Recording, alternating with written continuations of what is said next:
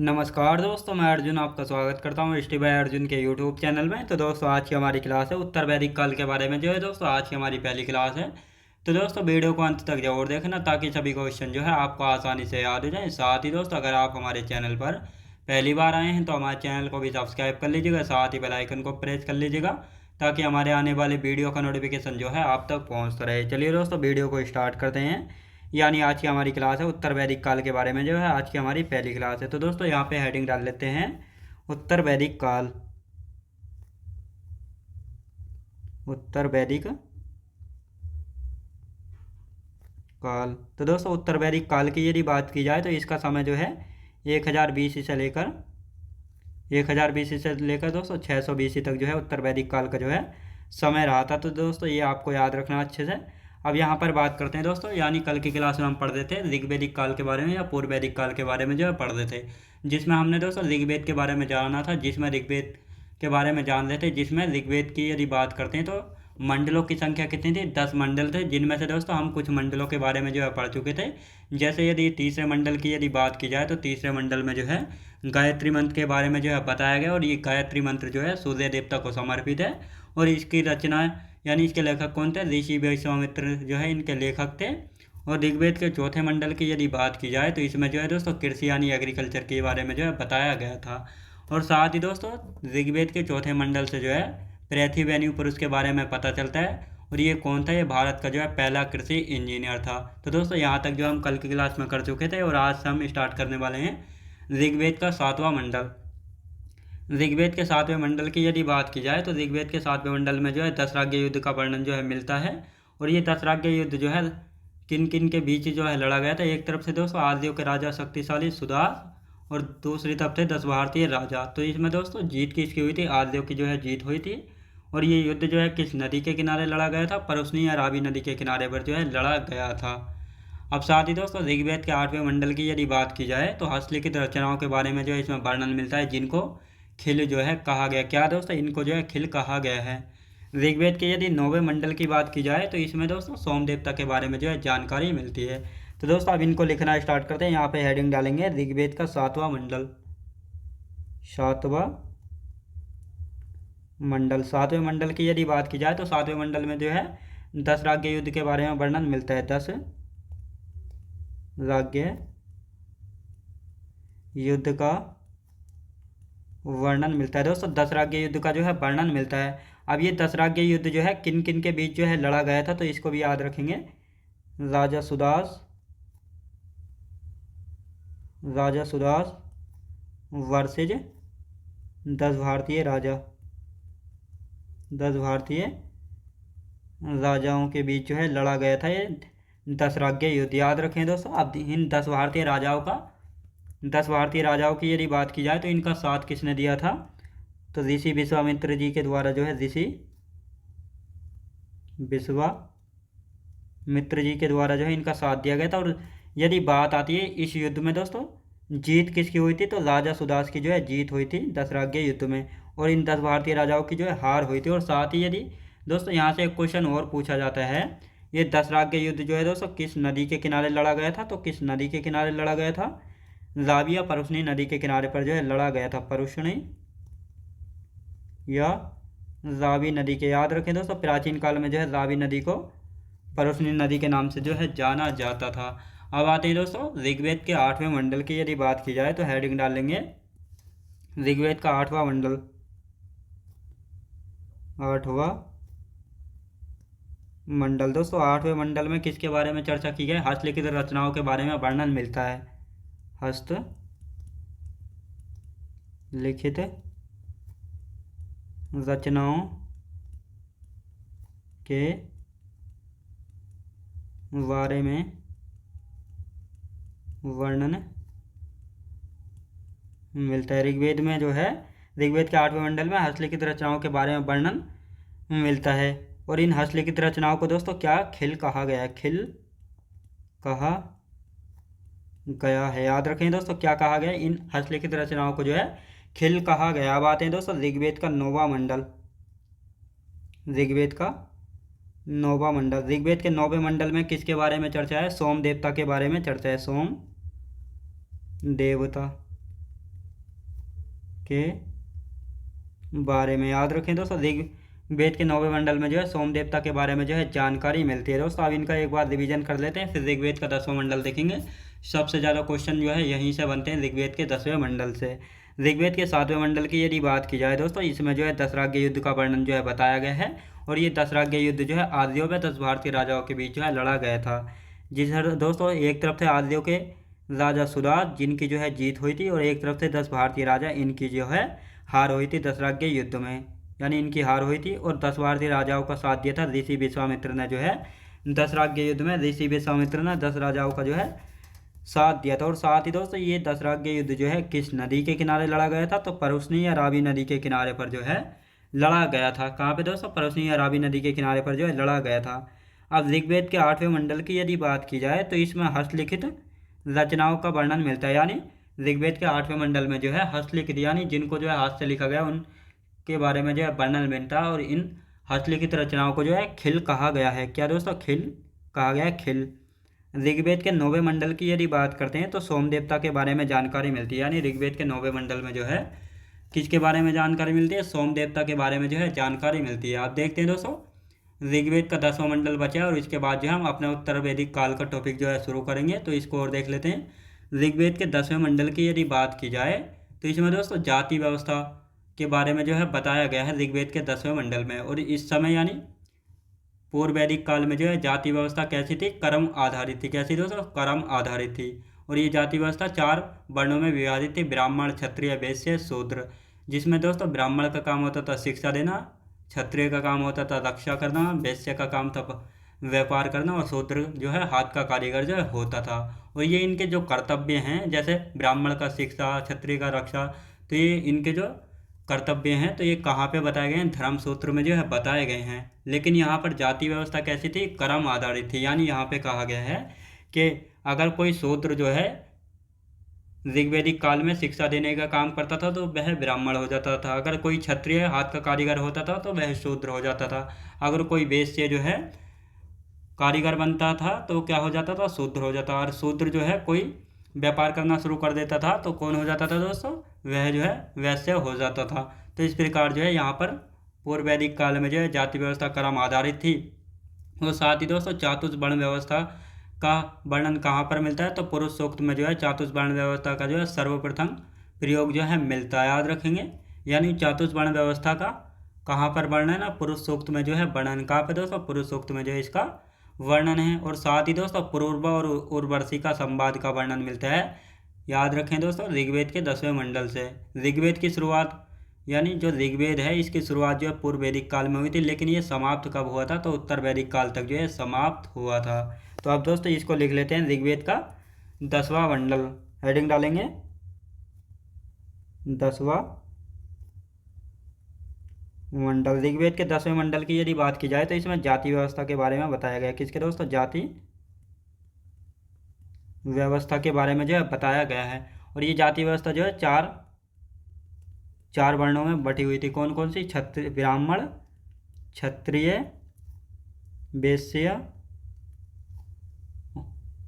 और दोस्तों शूद्र, यानी इन 4 में जो है विभाजित थे। अब दोस्तों इनके कार्य क्या क्या थे? ब्राह्मण का काम था दोस्तों शिक्षा, यानी शिक्षा देने का काम करते थे। क्षत्रिय का काम था रक्षा करना। वैश्य का काम था दोस्तों व्यापार करना। और यदि शूद्र की बात की जाए तो ये हाथ के कारीगर थे। याद रखें दोस्तों, ये जो है हाथ के कारीगर थे। अब साथ ही दोस्तों इन चारों के जो ये कर्तव्य हैं, यानी इनका ये जो काम है, ये कहाँ पर बताए गए इनके कर्तव्य? तो धर्म सूत्र में जो है बताए गए। कहाँ पे दोस्तों? धर्म सूत्र में बताए गए हैं। याद रखें दोस्तों, कहाँ पे बताए गए? धर्म सूत्र में जो है बताए गए हैं। और साथ ही दोस्तों यहाँ पर जो है जाति व्यवस्था, इस काल में जाति व्यवस्था कैसी थी? तो इस काल में जो है जाति व्यवस्था कर्म आधारित थी। कैसी दोस्तों? कर्म आधारित थी। और साथ ही दोस्तों उत्तर वैदिक काल में जो है ये जाति व्यवस्था कैसी हो जाती थी? उत्तर वैदिक काल में जो है जाति व्यवस्था जन्म आधारित जो है हो जाएगी। कैसी दोस्तों? जन्म आधारित जो है हो जाएगी। और साथ ही दोस्तों चातुर्वर्ण व्यवस्था का वर्णन जो है कहाँ पर मिलता है? पुरुष सूक्त में जो है मिलता है। लिख लेंगे चातुर्वर्ण व्यवस्था। चातुर्वर्ण व्यवस्था की यदि बात की जाए तो इसका वर्णन जो है कहाँ पर मिलता है?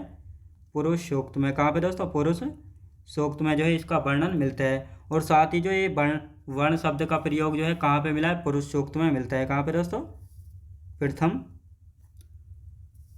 प्रयोग याद रखें दोस्तों, प्रथम प्रयोग जो है वर्ण का कहाँ पर हुआ है, पुरुष सूक्त में जो है हुआ है। कहाँ पे दोस्तों, पुरुष सूक्त में जो है हुआ है। अब आते हैं दोस्तों, पुरूरवा व उर्वशी संवाद का वर्णन मिलता है। लिखेंगे पुरूरवा पुरूरवा पुरूरवा व उर्वशी पुरूरवा व उर्वशी संवाद का वर्णन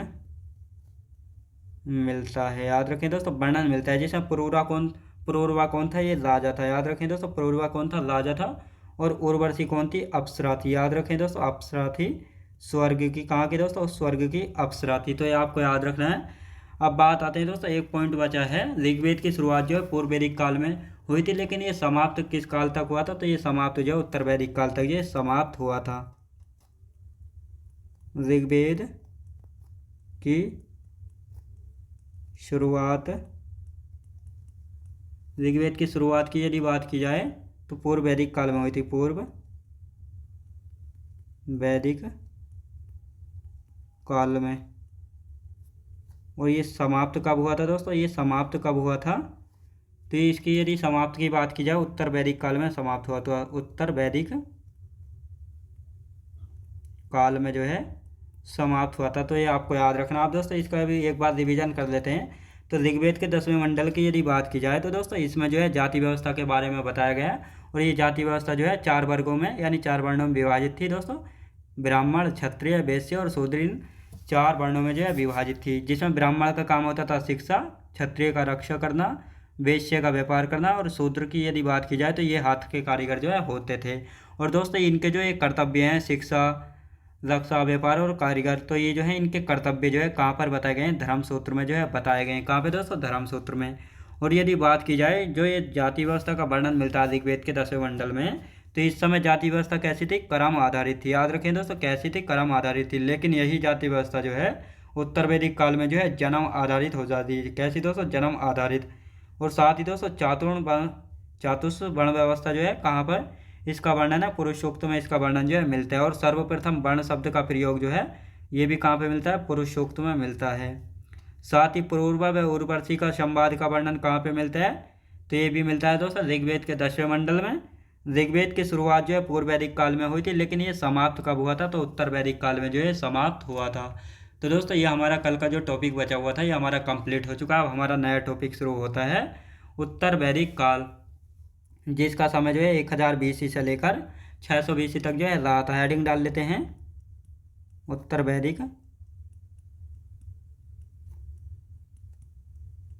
वैदिक काल की यदि बात की जाए तो समय जो है दोस्तों 1000 BC से लेकर 600 BC तक जो है रहा था उत्तर वैदिक काल का समय। याद रखें दोस्तों, उत्तर वैदिक काल का समय। अब यहाँ पर बात आती है उत्तर वैदिक काल की यदि बात करते हैं तो उत्तर वैदिक काल में जो है वेद त्रय की जो है रचना हुई थी। याद रखें दोस्तों, वेद त्रय या त्रय की जो है रचना हुई थी। अब वेद त्रय में कौन कौन से वेद आते हैं, वेद त्रय में 3 वेद आते हैं, ऋग्वेद, सामवेद, यजुर्वेद। तो दोस्तों साथ ही वेद त्रय में अब ऋग्वेद कैसा आता है, क्योंकि ऋग्वेद की जो शुरुआत हुई थी इसका जो संकलन की शुरुआत हुई थी वे किस काल में हुई थी, पूर्व वैदिक काल में। लेकिन ये कंप्लीट यानी समाप्त कब हुआ था, ये उत्तर वैदिक काल तक जो है समाप्त हुआ था, इसीलिए ये भी वेद त्रय में जो है आता है। अब दोस्तों आज ही की क्लास में जो है तीनों वेदों के बारे में जानेंगे, सामवेद, यजुर्वेद और अथर्ववेद के बारे में जो है अच्छे से जानेंगे। तो दोस्तों यदि हम सामवेद के बारे में बात करते हैं तो सामवेद जो है ऋग्वेद पर आधारित वेद है। इसको संगीत का जनक कहा जाता है। और अब इसको संगीत का जनक जो है क्यों कहा जाता है, क्योंकि स्वरों का प्रयोग जो है सबसे पहले सामवेद में मिलता है। कौन कौन से स्वर थे, सा, रे, गा, मा, पा, धा, नी, सा, ये सारे स्वर कहाँ पे मिले हैं, सामवेद में। तो इसीलिए जो है इसको संगीत का जनक जो है कहा जाता है। साथ ही दोस्तों सामवेद को जो है पढ़ने वाला, जिस प्रकार हमने जाना था ऋग्वेद को जो पढ़ने वाला होता था उसको होत्र यानी होता जो है कहा जाता था, तो उसी प्रकार जो है सामवेद को जो पढ़ने वाला होता है उसको क्या कहा गया है, उद्गाता कहा गया है। क्या दोस्तों, उद्गाता कहा गया है। और इसका उपवेद क्या था दोस्तों, इसका उपवेद है गंधर्व वेद। तो दोस्तों अब यहाँ पे हम लिखना स्टार्ट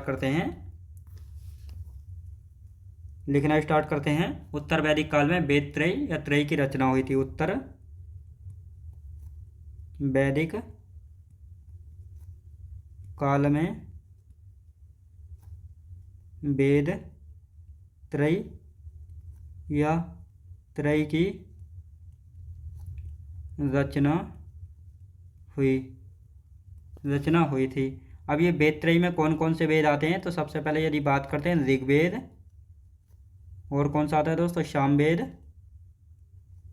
सामवेद और यजुर्वेद। तो ये तीन वेद जो है किस में आते हैं, ये तीन वेद जो है वेद त्रय या त्रय में जो है आते हैं। यानी ये तीनों जो हैं, ये तीनों वेद किस में आते हैं, ऋग्वेद, सामवेद और यजुर्वेद। तो ये तीनों वेद आते हैं दोस्तों वेद त्रय में। याद रखें दोस्तों, वेद त्रय में जो है आते हैं। अब ये वेद त्रय में क्यों आते हैं, ये अभी मैंने आपको बताया है। अब दोस्तों इसके बाद हम हेडिंग डाल लेते हैं सामवेद। सामवेद की यदि बात की जाए तो सामवेद के बारे में अच्छे से जानने वाले हैं। सामवेद जो है ऋग्वेद पर आधारित वेद है। यानी जो ये सामवेद है ये ऋग्वेद पर आधारित वेद है। तो इसके एक एक पॉइंट को जो है लिखना स्टार्ट करते हैं। ऋग्वेद पर आधारित वेद है। याद रखें दोस्तों, ऋग्वेद पर आधारित वेद है, आपको याद रखना। साथ ही दोस्तों संगीत का जनक, इसको जो है संगीत का जनक जो है कहा जाता है। किसका दोस्तों, संगीत का जनक जो है कहा जाता है। स्वरों का सर्वप्रथम प्रयोग, स्वरों का सर्वप्रथम सबसे पहले ऋग्वेद में वर्णन मिलता है। सामवेद नहीं होगा दोस्तों, यहाँ पे ऋग्वेद नहीं होगा, सामवेद होगा। तो दोस्तों यहाँ पे सामवेद कर लेते हैं, सामवेद में जो है मिलता है। तो ये कौन कौन से हैं, सारे गा म प धी न सा। याद रखें दोस्तों, सारे गा मा पा धा नी सा, ये सारे स्वर का वर्णन जो है कहाँ पे मिलता है, तो सामवेद में मिलता है। कहाँ पे दोस्तों, सामवेद में जो है मिलता है। अब बात आती है सामवेद को पढ़ने वाला, जो सामवेद को पढ़ने वाला, सामवेद को पढ़ने वाला कौन था दोस्तों, उद्गाता। याद रखें दोस्तों, उद्गाता जो है सामवेद को पढ़ने वाला है। और यदि उपवेद की बात की जाए, सामवेद का उपवेद क्या है, तो सामवेद के उपवेद की यदि बात की जाए गंधर्व वेद। याद रखें दोस्तों, गंधर्व वेद जो है ये किसका उपवेद है, तो ये सामवेद का उपवेद है। अब आते हैं दोस्तों यजुर्वेद। यजुर्वेद की यदि बात करते हैं तो यजुर्वेद जो है दो शाखाओं में से मिलकर बना है। पहली है कृष्ण शाखा, दूसरी है शुक्ल शाखा। याद रखें दोस्तों, शुक्ल शाखा। इसमें जो है यज्ञ व कर्म कांडों के बारे में जानकारी मिलती है। साथ ही बलि देना, यानी धार्मिक हिंदू धर्म में जो है बलि देने की जो प्रक्रिया है, इसके बारे में कहाँ से पता लगता है, तो यजुर्वेद से जो है पता लगता है। गद्य व पद्य दोनों में है, जो कि चंपोकाव्य का उदाहरण है। इसको पढ़ने वाला कौन है दोस्तों, अर्धव्य। और इसके उपवेद की यदि बात की जाए तो इसका उपवेद है धनुर्वेद। क्या है दोस्तों, इसका उपवेद है धनुर्वेद। अब यहाँ पर दोस्तों हेडिंग डाल लेते हैं यजुर्वेद। अभी इसके बारे में अच्छे से जानेंगे, पहले इसकी थ्योरी कर लेते हैं। तो यहाँ पर अब इसका दोस्तों एक एक पॉइंट हम लिखना स्टार्ट करते हैं। यानी कृष्ण व शुक्ल शाखा, कृष्ण शाखा व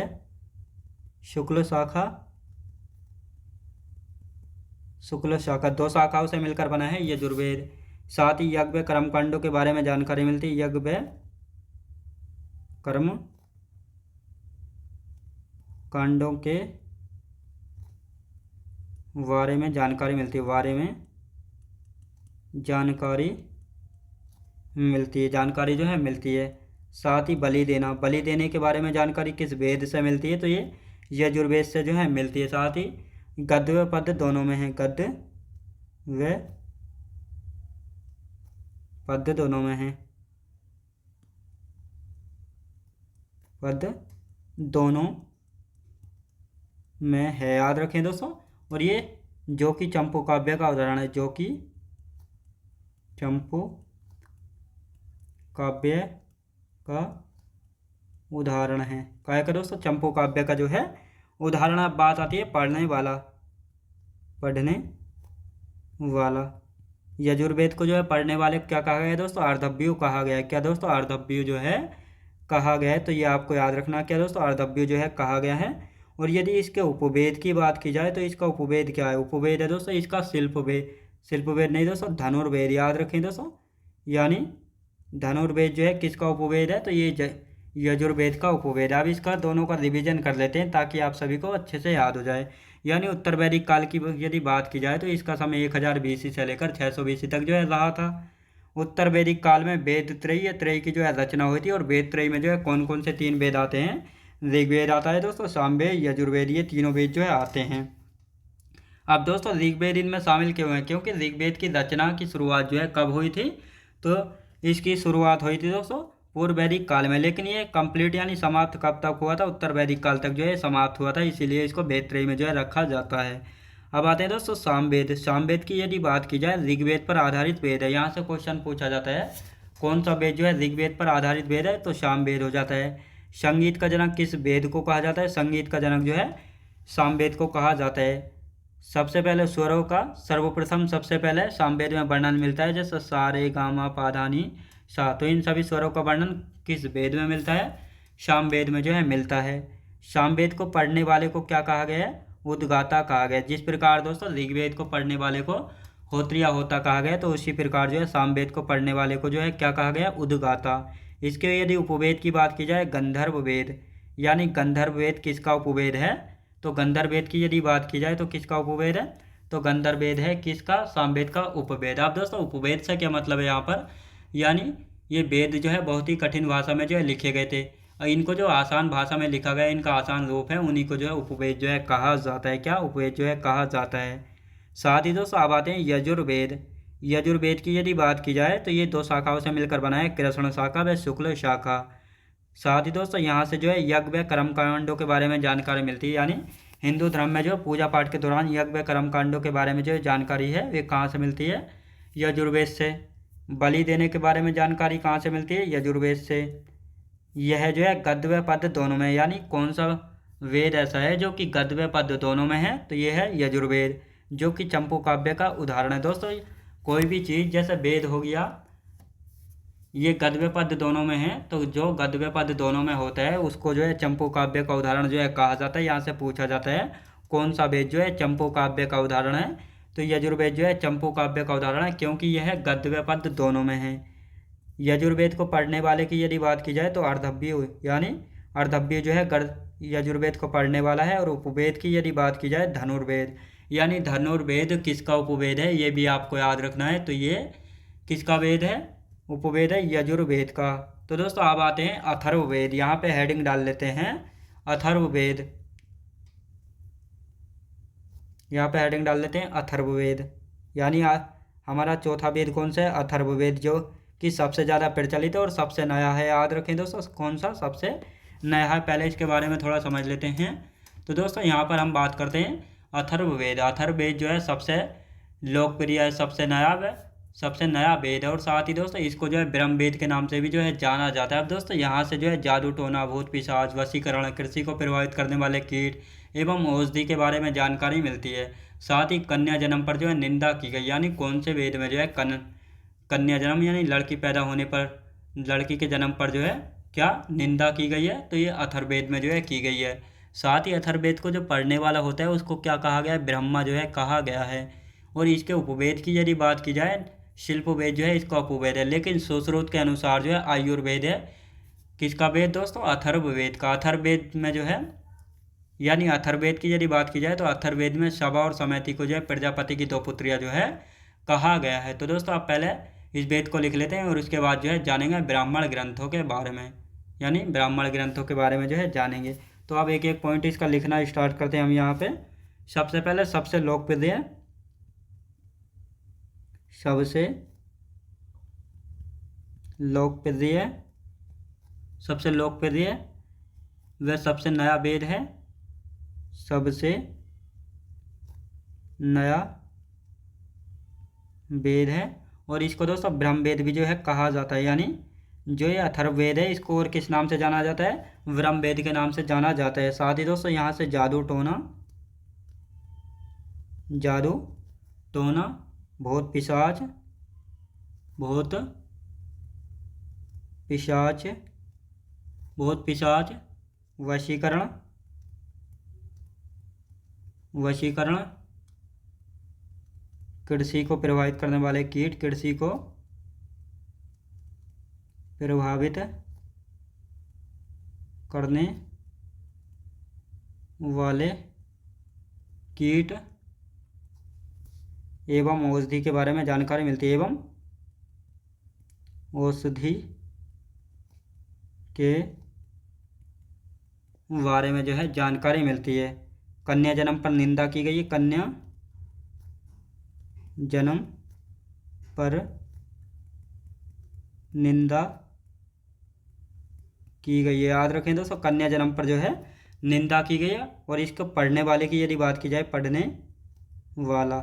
पढ़ने वाले को जो है क्या कहा गया है? ब्रह्मा। याद रखें दोस्तों, यानी ब्रह्मा जो है कहा गया पढ़ने वाले को। और यदि उपवेद की बात की जाए, यानी अथर्ववेद का उपवेद क्या है? तो शिल्पवेद है। कौन सा दोस्तों? शिल्पवेद। लेकिन सुश्रुत के अनुसार पूछा जाए, सुश्रुत के अनुसार यदि पूछा जाए तो कौन सा है? आयुर्वेद। याद रखें दोस्तों, आयुर्वेद जो है किसका उपवेद है सुश्रुत के अनुसार? तो ये अथर्ववेद का वेद है। याद रखें दोस्तों, अथर्ववेद का उपवेद है। साथ ही अथर्ववेद में जो है क्या कहा गया है दोस्तों? सभा और समिति को प्रजापति की 2 पुत्रियां जो है कहा गया है। अथर्ववेद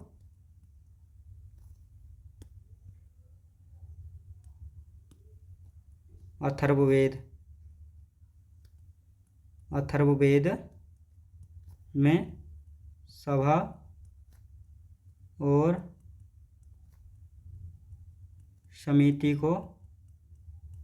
सभा और समिति को प्रजापति की 2 पुत्रियां कहा गया है। याद रखें दोस्तों, कहा गया है, ये आपको याद रखना है। अब दोस्तों इसका एक बार हम रिवीजन कर देते हैं यहाँ पे, ताकि अच्छे से आपको याद हो जाए। यहाँ पर हम बात करते हैं दोस्तों अथर्ववेद। अथर्ववेद जो है सबसे लोकप्रिय है, यानी सबसे फेमस वेद है और सबसे नया वेद है।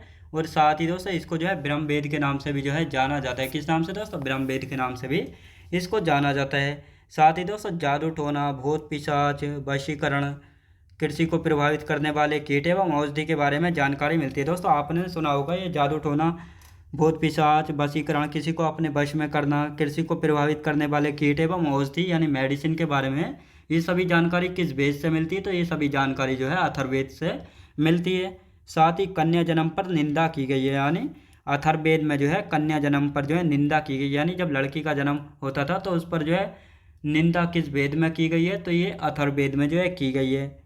अथर्ववेद को जो पढ़ने वाला होता था तो इसको जो है ब्रह्मा कहा गया है। क्या दोस्तों? ब्रह्मा जो है कहा गया है। और इसके उपवेद की यदि बात की जाए तो इसका उपवेद है कौन सा दोस्तों? शिल्पवेद। लेकिन पूछा जाए सुश्रुत के अनुसार जो है अथर्ववेद का उपवेद कौन सा है? तो आयुर्वेद हो जाता है। कौन सा दोस्तों? आयुर्वेद जो है हो जाता है। अगर सुश्रुत के अनुसार नहीं पूछा जाता तो शिल्पवेद जो है हो जाता है। और साथ ही दोस्तों अथर्ववेद में जो है सभा और समिति को जो है प्रजापति की 2 पुत्रियां जो है कहा गया है। ये क्वेश्चन भी पूछा गया है, किस वेद में जो है सभा और समिति को जो है प्रजापति की 2 पुत्रियां कहा गया है?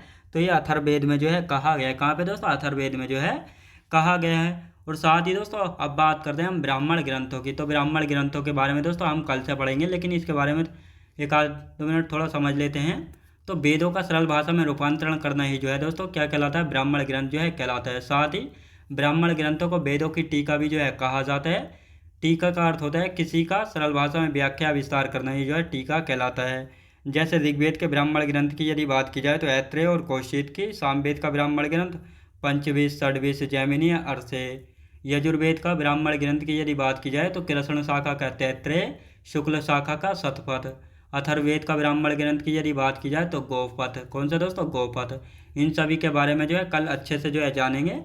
तो दोस्तों मैं उम्मीद करता हूँ आपको वीडियो क्वालिटी, कंटेंट वगैरह सभी कुछ आपको पसंद आया होगा।